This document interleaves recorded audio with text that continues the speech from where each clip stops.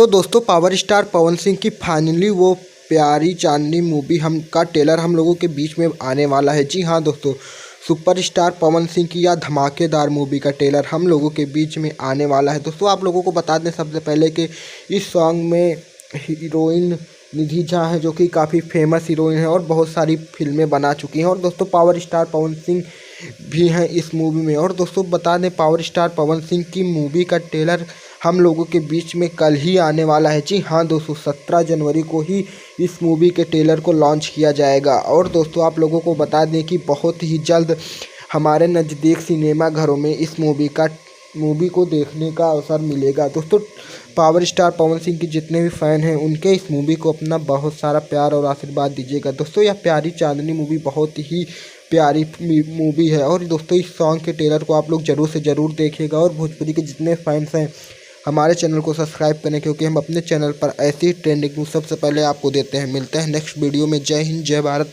Jai Bhojpuri.